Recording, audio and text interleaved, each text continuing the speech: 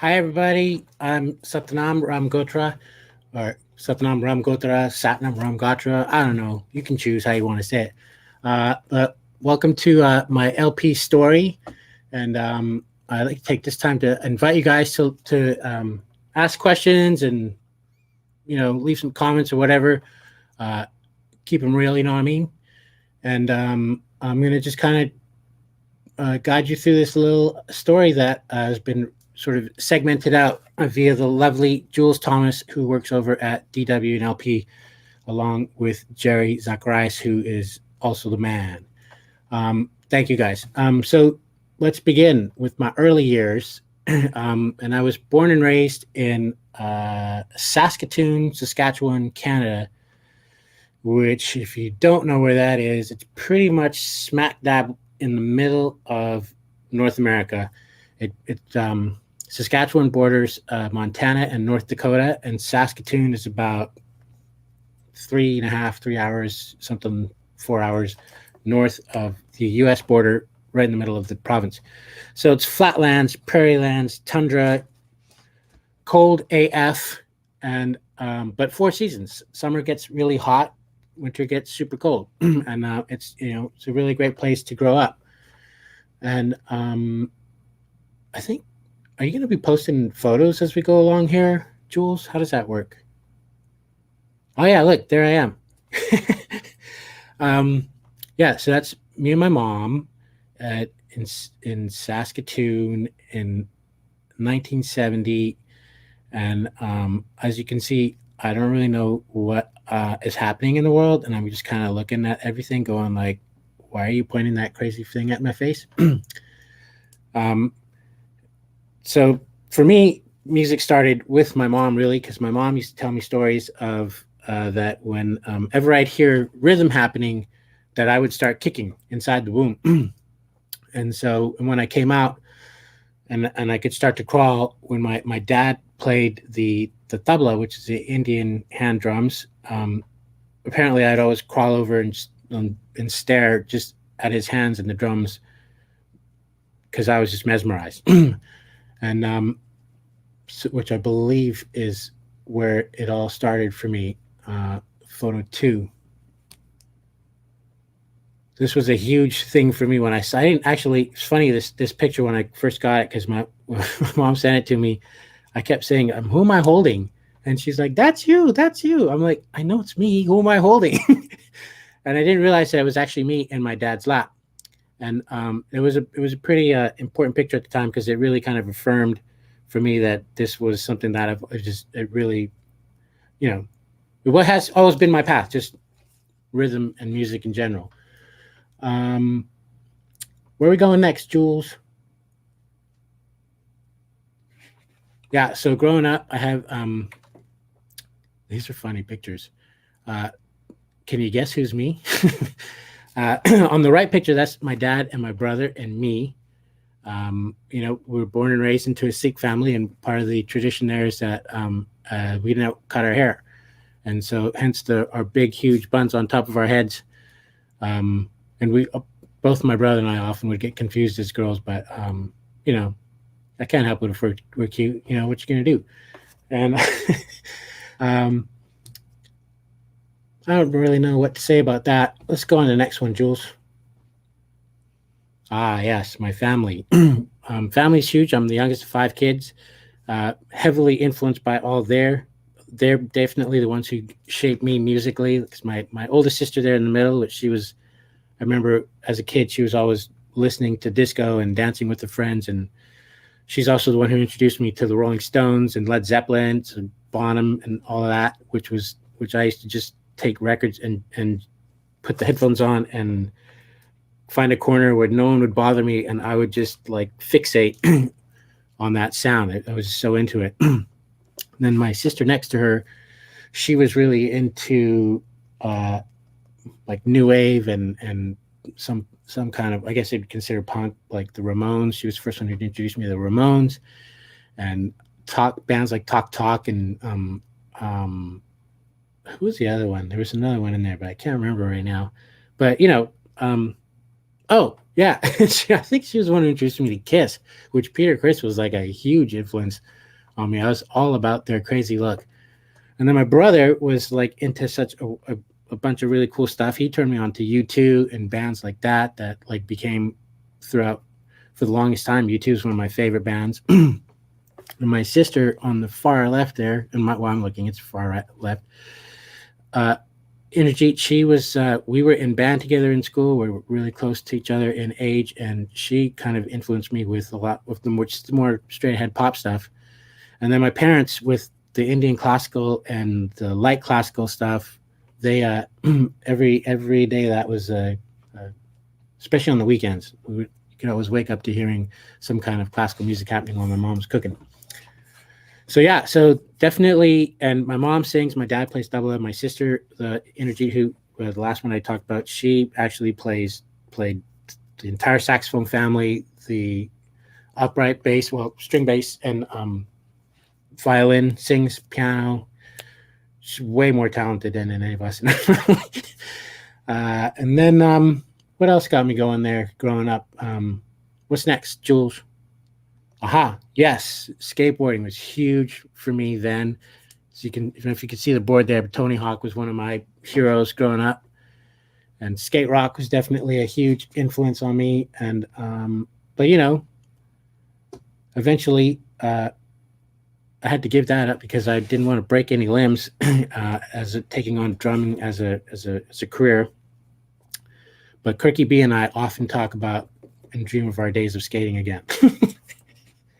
All right, so let's keep going on forward here. So segment 3, discovering music and drums. Yes. So I was really fortunate that in Canada, we had a really great educational system where, I don't know if it's still like this, I hope it is, but music was a big part of it. And so, but we didn't start learning it till you hit the grade 5. So even though I was really, really, really into drums and all that stuff, even younger, my parents sort of wanted me to wait till I got into grade 5, as I understand it, into the school program to get started with it. So that's what I did. And I was really, really, really fortunate to have a band director by the name of Glenn Gillis, Dr. Glenn Gillis now. He's actually professor at the University of Saskatchewan, which is the main university there in Saskatchewan, in Saskatoon.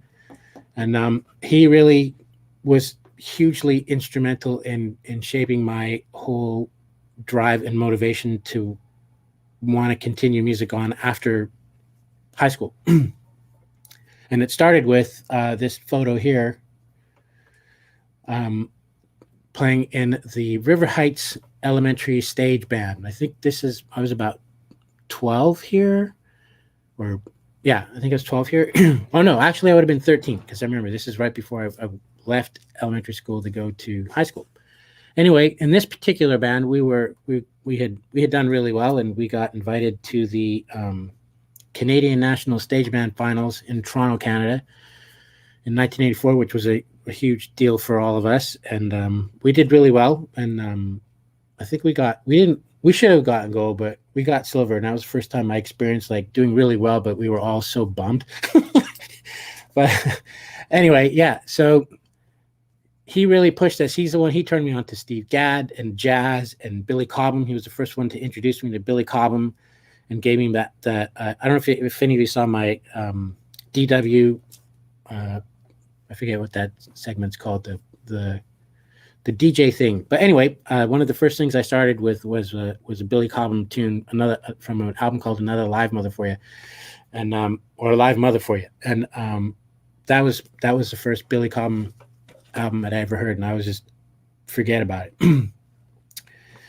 So yeah, so as I said, like, you know, we kind of get recognized nationally there, and it was the first time I got recognized nationally it was big right up in the local Saskatoon paper called the Saskatoon Star-Phoenix, where they outed a few of us and singled out a few of us as the junior all-star drummer for this national competition, which was kind of a cool thing for me to have go to my ego and head at the age of 14. Anyway, so that's that. And then also what was happening what most people at school didn't know is that every Sunday, my dad came from a pretty religious family, and so every Sunday at the temple, my parents would do the service along with my uncles, who's not really in India. Everyone's your uncle, but they're not your uncle. So I wasn't actually related to him, but this uncle of mine kind of took me under his wing, and he really furthered my tabla education, and really is the force of why I continued on with tabla beyond that as well. And his name is 𝗟𝗩𝗘 𝗦𝗧𝗢𝗥𝗘𝗦, who now lives in BC, and much gratitude towards him always. And that picture there was actually of me, him, and my mom singing at my sister's wedding, which I think there's another one coming up. Yeah, and then I did a little Indian classical performance here with who's also Dr. Seema Ganatra, who's in Calgary, Canada, who's a dentist by trade, but she also plays the sitar lovely, and so that's us playing there. And then from there, had to decide what I was going to do with life, because it was time to grow up or something like that. So I decided I was going to come to Los Angeles and attend the world famous Musicians Institute, MI, as we kind of joked when we were there, that MI really stand for "Am I gonna make it?" Anyway, it was a really awesome experience for me. I met really fantastic people. I had amazing teachers. Casey Sherrill I got to be his private student, which was priceless. And met people like Efrain Toro and Toss Panos. That's where I met Toss. He was a live playing workshop drummer. And they would have these classes where you can sign up and you could basically like play with other students at the school and form bands and stuff, and then you'd perform live which was called the LPW, which was a live performance workshop. And so this is just a couple photos from what it was like there. A lot of people found out I played tabla, and that was obviously like how many drummers were there and how many tabla players were there. So it was easy to get recognized and have people want to play with you. And then these are just like some photos of that. Casey actually gave me those congas. That's from my apartment in Hollywood, which was in a building called Rock and Roll Hell. And there was a reason for that, because I had a pimp that lived downstairs, and on the first floor there was a crystal meth manufacturer, and then the landlord of the building also was the pot dealer for the building. And it was quite interesting. But the whole top floor of the apartment building was the third floor, and it was all redone, and it was strictly saved for MI students. So they basically figured out a way to maintain through having MI students occupy those places, and everybody else was a shit show. Okay, so moving on. Where are we now? Segment 5, first bands, gigs. What we got here, Jules? Let's see. So, Tori Ruffin, Jai Dillon, and myself. So Tori Ruffin, I think Tori actually kind of taught some funk classes at MI as well. But Tori is currently he replaced Jesse in More Stay in the Time. And we had a little trio that was originally called Civil Right, and then we changed the name to Freak Juice because we decided we didn't really want to have so much of a political twist to the name. And actually, Jai ended up having to move out of the state, so we ended up bringing in Teddy Landau on bass. And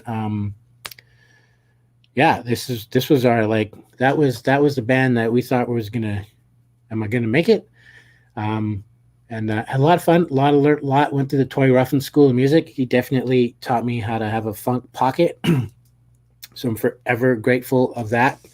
And it allowed me to get my funk card with playing with Bootsy. And I remember one time I used to play in a band called Slapback, which I don't have any photos of that.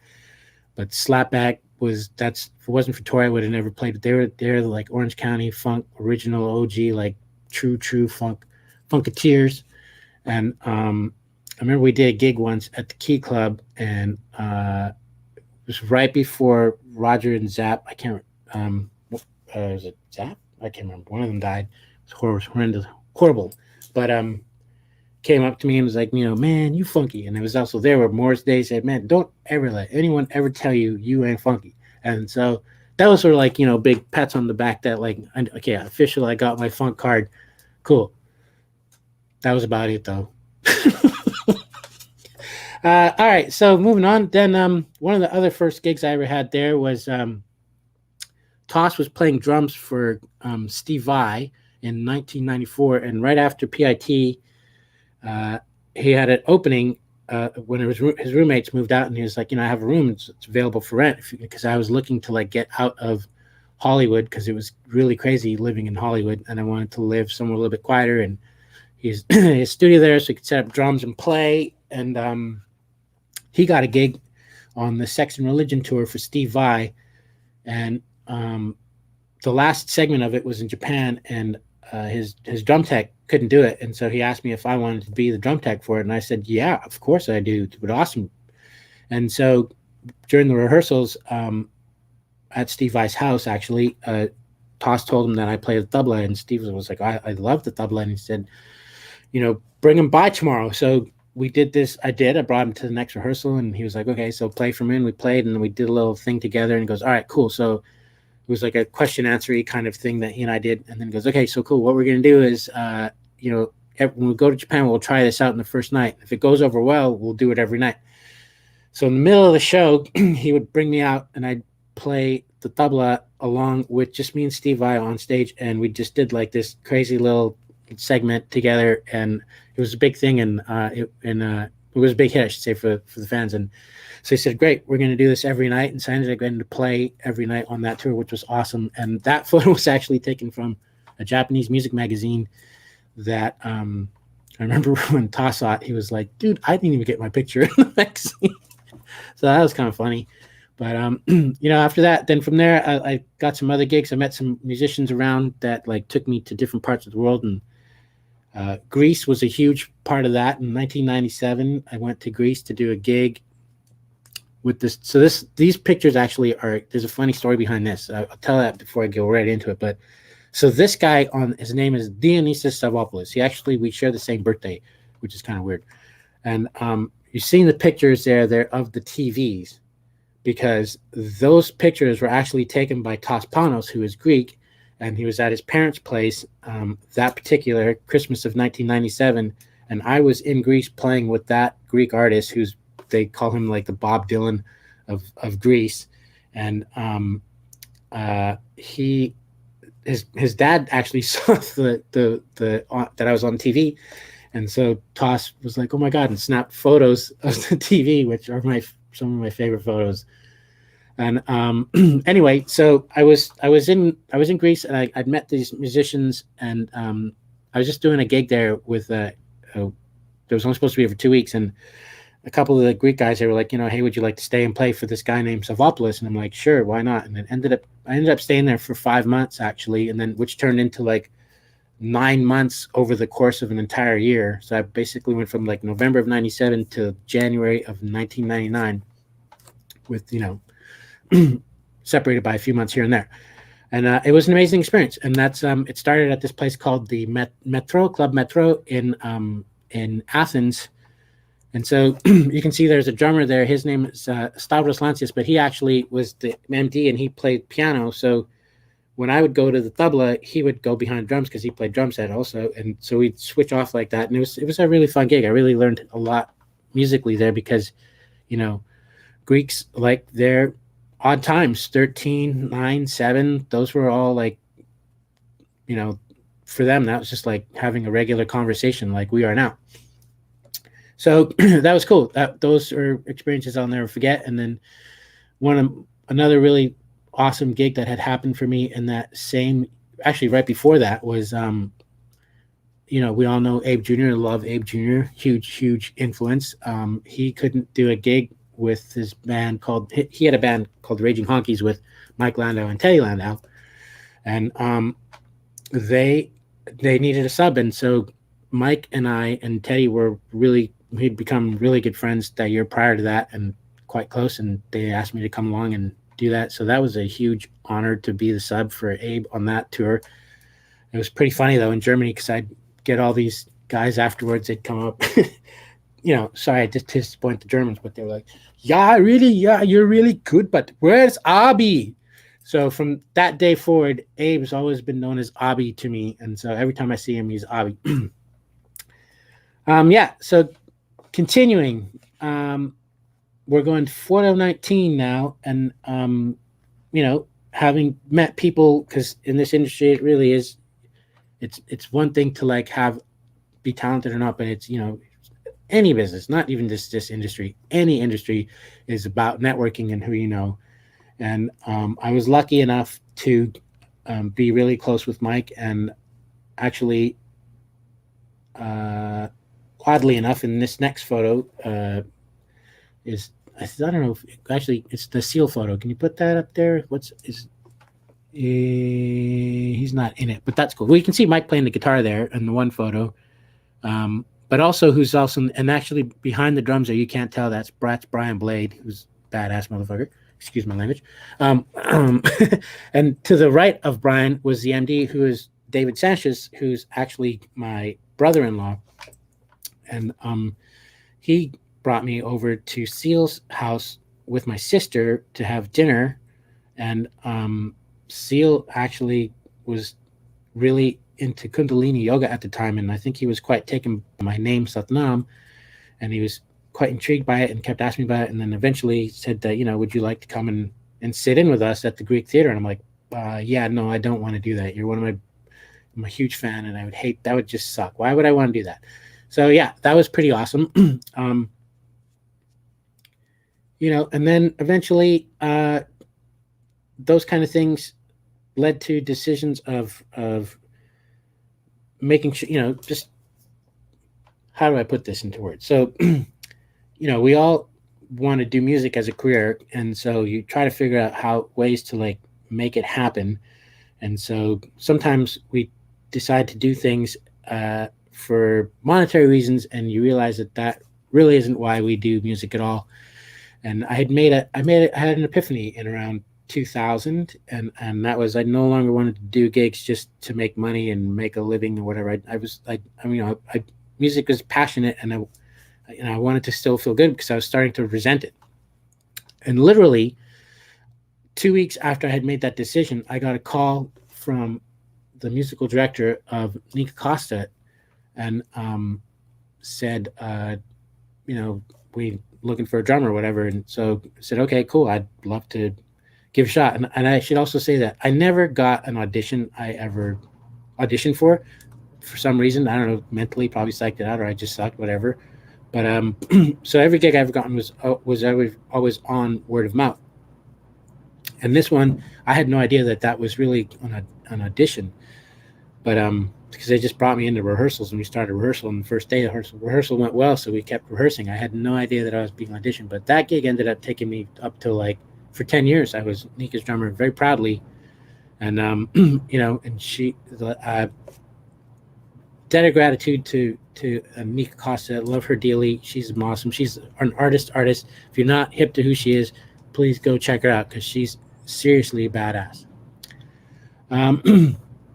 Yeah, so anyway, and then eventually from there, I started getting into more film work, and I met Hans Zimmer, and then he kind of started working with him a lot more, and he said that, would you like to move into the studio space? So actually where we're in right now, this space is inside Remote Control Productions.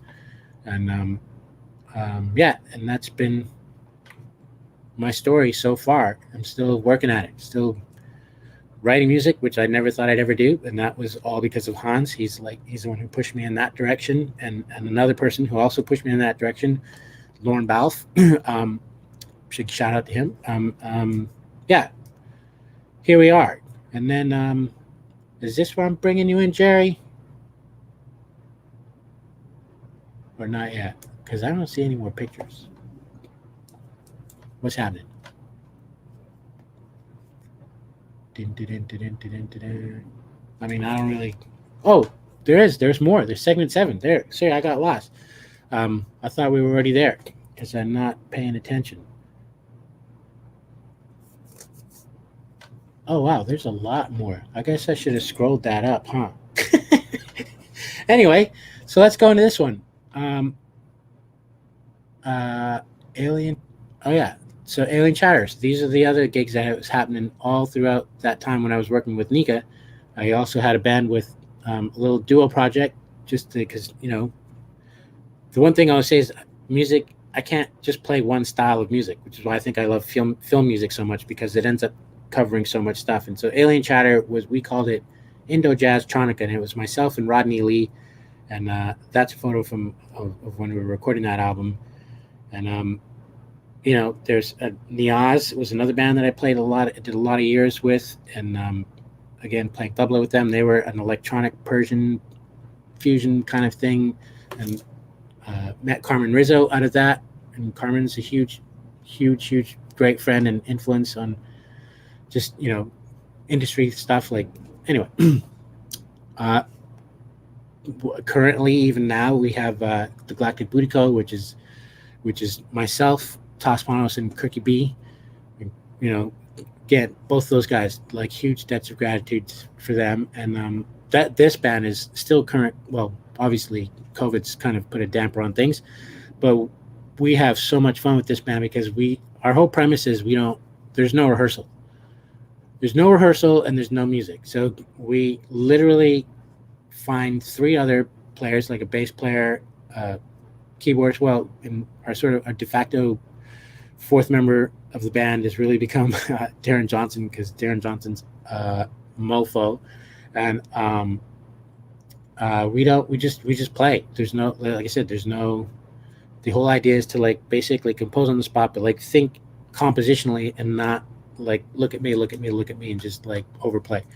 Anyway, it's really fun, and we do that at the Baked Potato when they let us go do that.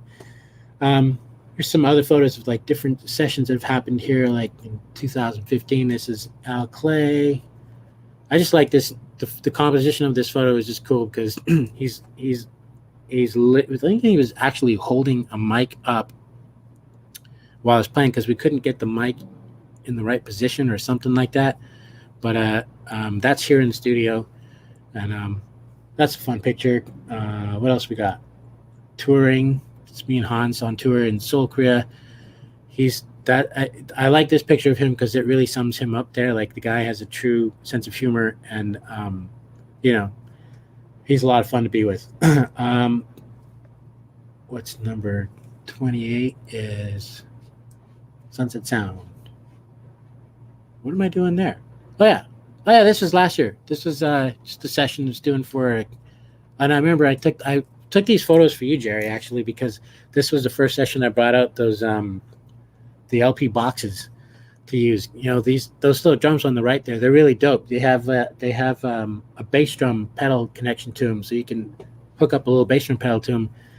They're really cool. They sound amazing. And so those photos were to send to Jerry, so he could see that they were getting used. And this was for some kind of documentary film that was composed by Adam Peters. I don't remember the name of it. Then we have the Disney session. Last year was Lion King sessions were a big deal, and oddly enough, that's with even that previous one was Lion King, but it was funny because Alex and oh my God, why is his name eluding me? That's horrible. I love that dude too. He's a bad mofo.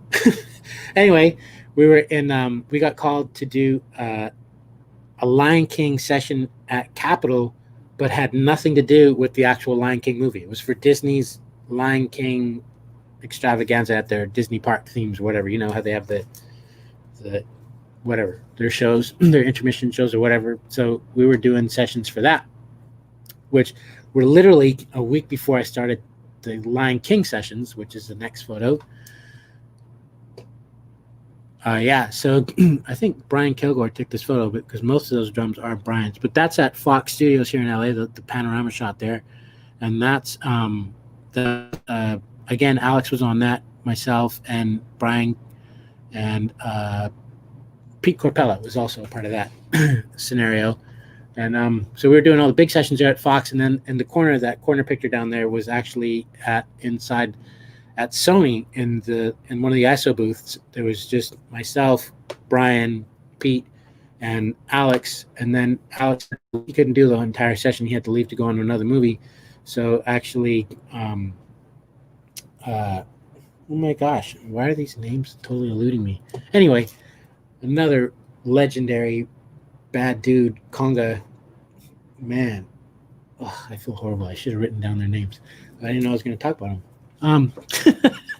Anyway, we ended up doing that session in that little tiny room, and it was really fun. And we recorded that Lion King score live from beginning to end. So in the main room, we had the whole orchestra, and there was no overdubs. Like the whole thing was recorded live, with breaks because it was a union. Where are we going next?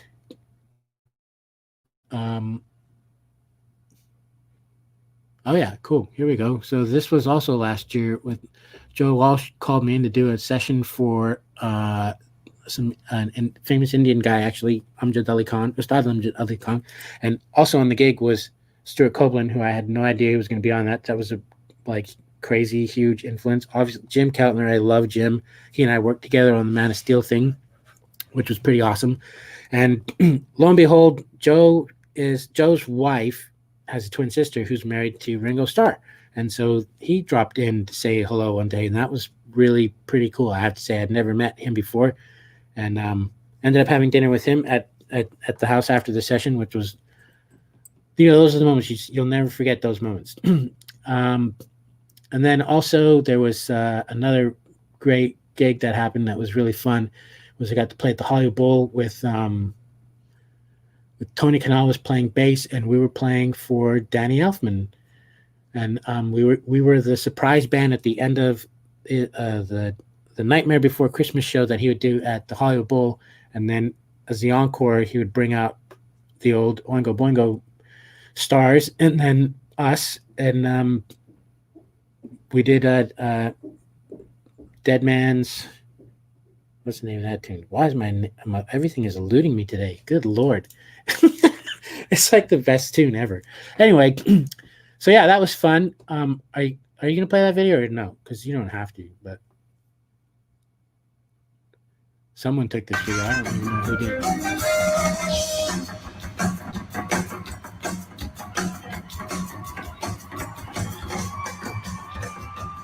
Oh yeah, we got solos. Matt Chamberlain was playing drums, and Matt's a bad dude. He was killing it.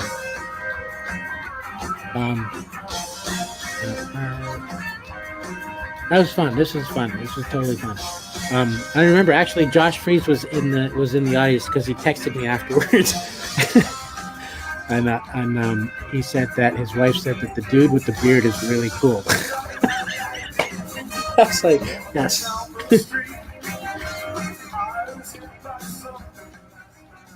Anyway, so yeah, that was that. And then also major highlight is, most people might know this, but Vinny is one of my heroes, and Vinny's one of the reasons why I came to LA, because I was lucky enough to meet him in 1989 at Music Fest USA. And yeah, anyway, he said really good things about LA and PIT, and so him along with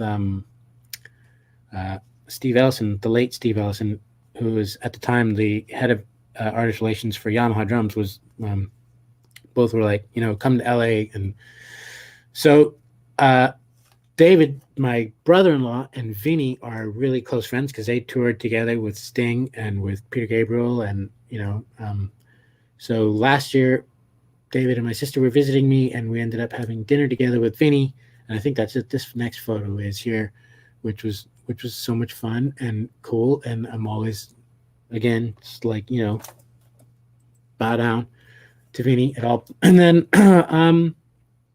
the last thing that had happened before COVID hit was my girlfriend she's a shaman, and she does crystal healings and things like that. And she works at this spa down in San Diego a lot called the Golden Door. And she mentioned to them that, be really cool, like on one of the couples weeks, because it's primarily for women only. It's a week-long spa retreat thing to have her boyfriend come and like do a sound bath. And I'm really into crystal singing bowls and all kinds of bowls like that. I just love sound and pure tones like that. Really kind of excite me. And so I think this next photo is a little setup of like which I don't like to call it a sound bath, but it's more of a performance. But I did manage to put the entire class to sleep, so I feel like it's a mission accomplished. And lastly, here I think we got. Is there more photos coming? Wait. We have there's a tour that's coming up next year, I think. Although I won't be surprised if it gets pushed yet, but officially it hasn't been pushed yet. But it's for Two Steps from Hell, if you're familiar with that whole thing. There's Two Steps from Hell. Two Steps from Hell is one of the most successful library collections of music that's out there, and it's so popular that they're in Europe. They're going to do a tour of it, and so I'm going to be playing not just Tycho's drum set and all kinds of crazy stuff on that tour next year. So hopefully, if things progress well, that will still happen, because it'd be sad to think that live music is dead, but you never know. The world is changing. Okay. Now is it Jerry's turn? Come on, Jerry. Oh no, there's more. Is there? Oh, there. See, what's funny, Jules? It's like, so I didn't print it out, but I opened that document you sent me and another thing, and it's got the segments are all over the place. So now there's segment 7. Segment 7. All right, family. Well, I already talked about family and how hugely important they are, but people who truly know me know that, like, you'll see this everywhere. Actually, you don't have to know me to see this, and it's pretty much everywhere you go. I have a huge, insane, probably unhealthy obsession with the Montreal Canadiens, but it has everything to do with hockey, and hockey being a Canadian sport, and that pretty much if you're born in Canada, hockey is in your blood. And for me, now being in the States for as long as I have, part of the way I hold on to my Canadian roots is through hockey, and it keeps me Canadian. So this next photo is actually my very first time I got to go and experience the Habs in Montreal with with my brother, who is the reason why I'm a Habs fan. And and then it was actually, I don't know if it was around that time. Yeah. Then we're going to end these photos, I believe, with a photo of my entire family, which is taken at my mom's 80th birthday. Hi, Ma. And that's in Vancouver. It's just that's the some of the husbands, spouses, whatever, and all the nieces, and everybody's there. And that's the last time we actually all worked together as a family. And like I said, obviously family is really important to me. And so far, that's my story. Oh, I see. Okay. All right. Sorry, Jules, I didn't see that you were telling me stuff there. See, I was talking about the eyeglasses. I had to like go way up. Yeah, Jerry, you ready? Ladies and gentlemen, Jerry Zacharias. He's the Irish Relations Manager for LP and Latin percussion music, and really, really, really, really great guy. He's going to join here, I believe, and we're going to talk about the tabla, which there he is. Hey! Thanks for coming to save me. Oh, that's better. Now we got the no, you're doing fine. How are you, brother? Yeah, it's crazy. I'm really good, but it's crazy because you never know, because you're by yourself and you're trying to make sure that you don't have any dead space, because that's rule number 1. But it's a breath of fresh air to see you right now. I'll tell you that much. Oh man, well, brother, I just want to say thank you. It's been a while since we saw each other in person, and since the whole thing. But thank you for taking the time to take us down memory lane. The flashbacks. I know, and actually just seeing you now, I realized that I left out like one of my other passions in life, which is cooking. And I remember that one of our last conversations we had at Herzog there was about how you used to do that professionally, which was crazy. I was like, what? Yeah, we always talk about food, and we always meet with food around. So I love it. Yeah, it's your biggest passion as well. I love it. And it's like, and it's just like music, right? Like that's like, to me, cooking music is the same thing.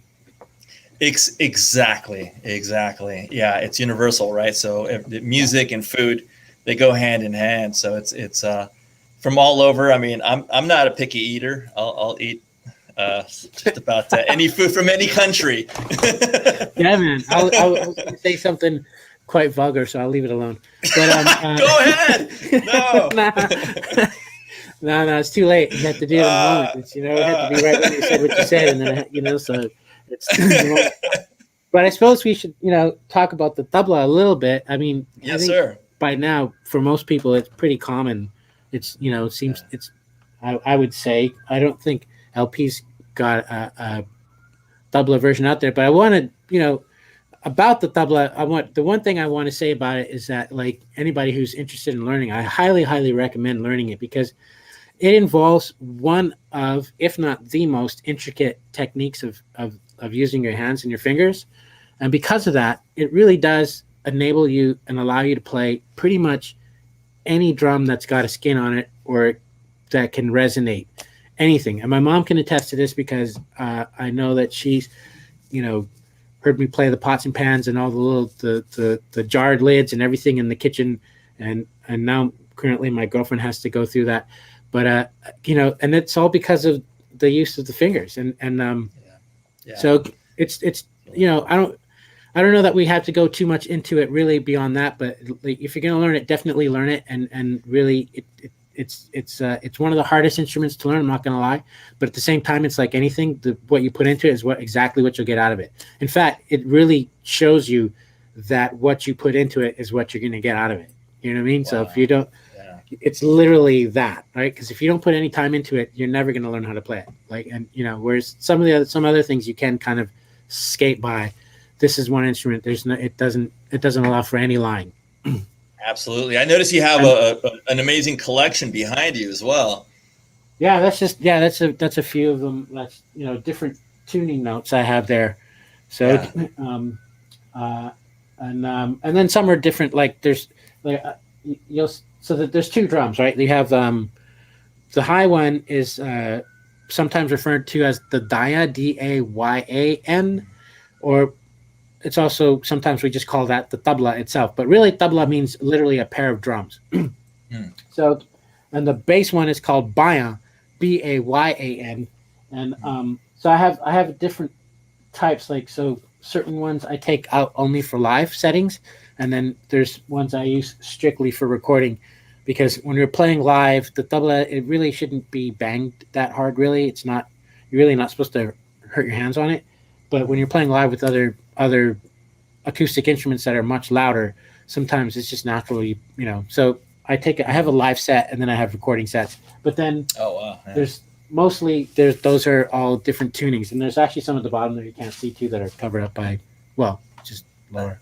Anyway, nice. So you acquired those over a long time, like long periods of time, obviously with traveling as well. I'm pretty sure. Or yeah, what's really funny is actually I have a whole little storage section in my studio here, and I have probably another 8 or 12 that are they're like I don't know if you can see them in there, but they're, and the highest top one which if I'm looking at it, my left or the right side here, that one is it doesn't have anything on it because the head broke, and so I got to put a new head on it.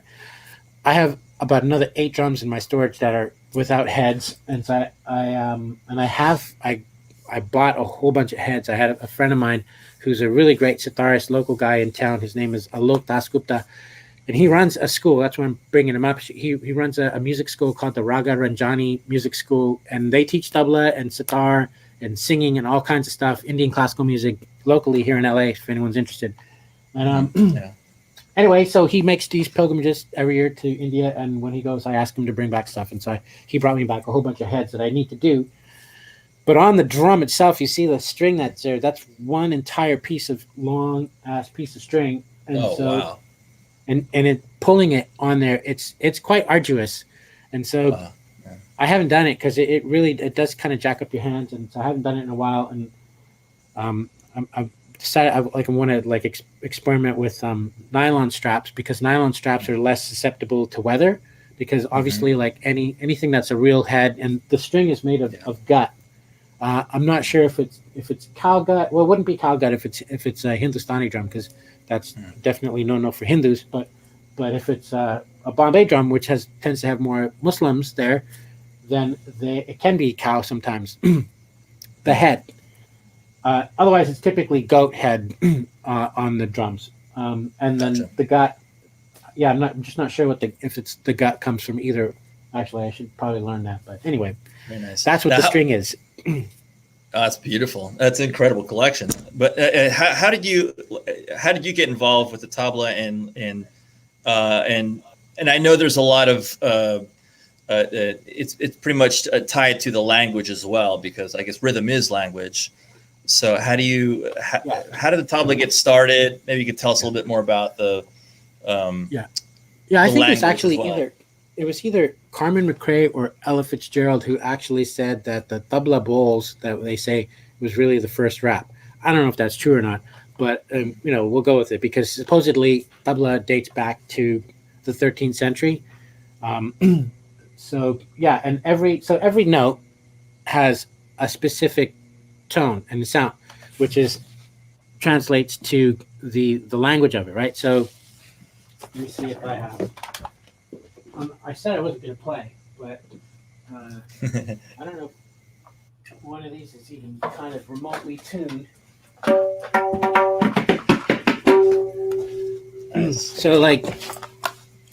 So the head here has like this. That note is called na, which kind of na na na na na na.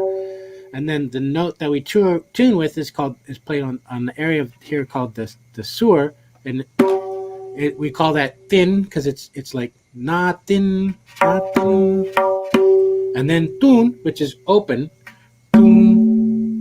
right? Na thin, te, which are too close. So, and then with the low drum, you put things together. They have their own syllables as well. But then you can make phrases like, da te te te te, which if I had the low drum, it would be, you'd hear the bass drum with it together, it would be da te te te te. You know what I mean? So you can, and you know what I mean? Like you put all these things together, and that's how you get the poetry behind it. I love it. Giovanni's always talking about the culture itself and the rhythms, and how he applies that sometimes to his playing as well. But it's incredible to hear that as well, that the language, because rhythm is language. Rhythm is language. Music is language. Music is language, and I love that you apply both of these. And you're a kit player, percussionist, so you apply all these together in everything that you do. So, and I remember when you came here to the office, we had both of those LP box kits, and you were just, you were doing your technique, and I was just blown away. I was like, oh my God, I don't think I've ever seen anybody play both drums like that at the same time. But that's cool. Actually, I don't know if you know this, but coming up is it this weekend? Jules, I don't know if you know that or not too, but that Drumhead magazine festival that's happening at Champion Studios, yes. Yeah. I think it's this weekend, right? Or some, I don't know. I can't remember. I can't remember the dates. Yeah. Anyway, yeah. So Toss and I did a Drumhead Live.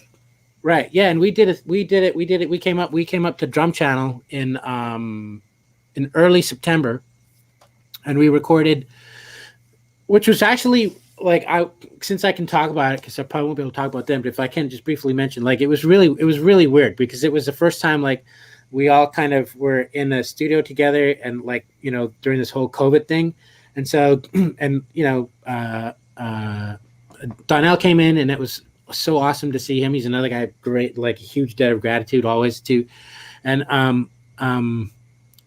but Toss and I were just kind of like we didn't, I don't know. It's you have to see it, but because I definitely like check it out. I hadn't played. Well, I hadn't played in like I don't know how many months. Like just like played with someone else, right? Like you play, but whatever. But it's not this. So it's just kind of like I think we both just felt rusty, but more. I can't really speak for him. I got to speak for myself and say I was definitely rusty, but I did bring I played both of the boxes, and we started out that whole thing with the boxes, and that's my favorite part of the whole thing. Like if they only showed that little segment and then faded out the rest, I'd be totally happy.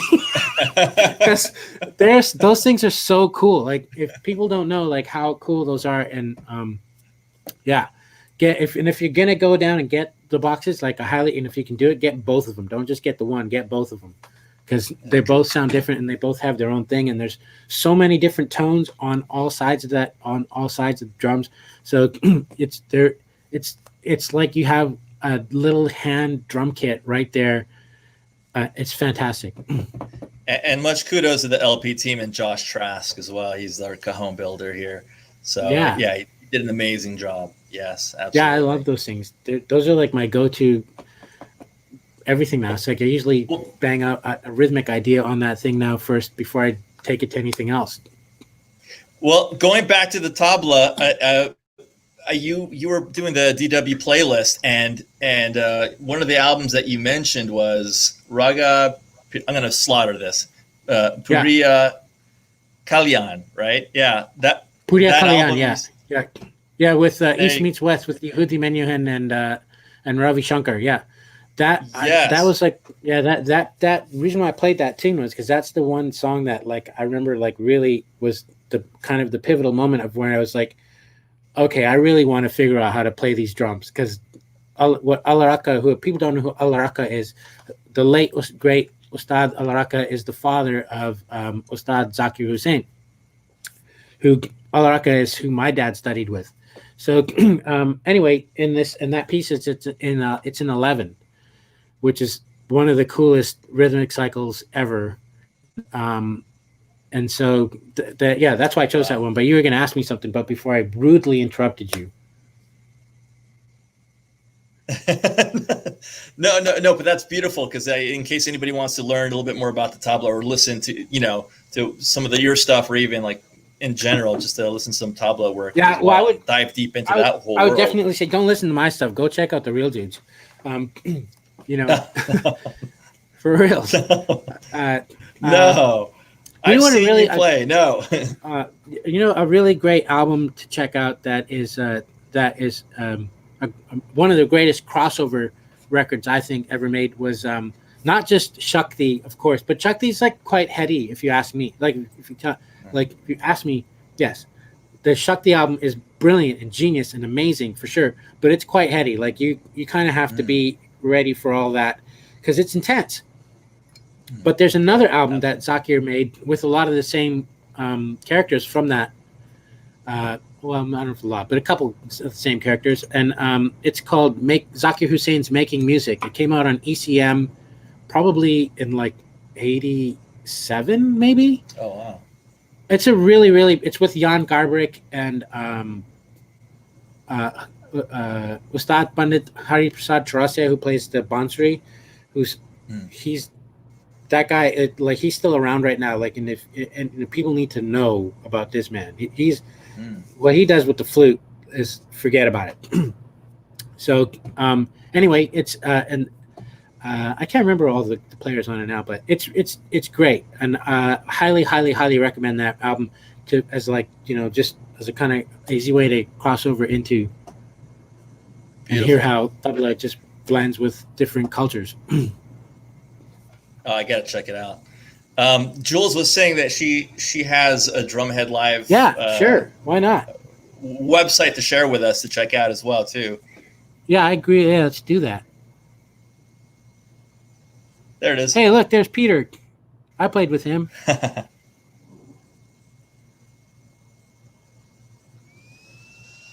Where are we? Right. Okay, so Oh, look, we're like way down there. We're after Gary Husband. He's a bad dude. Nice. I see it right there. Yeah. Yeah, cool. Yeah. Oh, look at Steve Gadd. Awesome. Yeah, that looks like a fun lineup. Incredible. Virgil. Yeah. Oh dear, get ready to get schooled. So definitely you got to check that out. Yeah, that's incredible. Yeah, that should be fun. I think that's pretty. What Jonathan Mover's doing there, I think is pretty cool.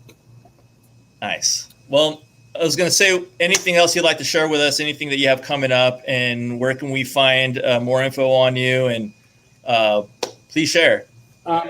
Yeah, well, I think Jules is going to run some where you can find out more stuff what I'm doing, but it's mostly just my website or social media, whatever.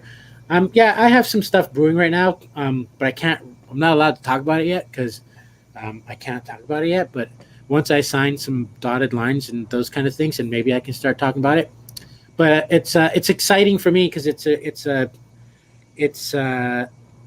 it all goes well, I can say this would be like literally my very first solo composing gig where I'm not co-composing. It's literally just me. So that's like, it's a bit daunting just to even kind of wear that title, if you will, because I never started out to ever consider myself that. But here's the thing about that term composing is that, like, if you are a musician who solos and plays a solo, guess what? You're a composer. Because that's literally what it is. That's all it is. And so that's my current struggle is absolutely coming to terms with composing as a title. Sorry, I cracked myself up. That's awesome. Well, no, thank you, Satnam. Look, I appreciate it so much. It's been a long time since we saw each other, and I hope we get to meet up again soon and hang out and with some food, some wine. Yeah, this time we'll definitely do that. Throw that all in there for sure. Cool. Oh yeah. Well, thank you so much, Satnam. Yeah, pleasure. Thank you, guys. Thanks, Jules, and thanks everyone who tuned in. I'm sure it's all 5 of you, so I appreciate you checking it out, and I wish you all great success and happiness and love and health and all that good stuff. And the future looks bright.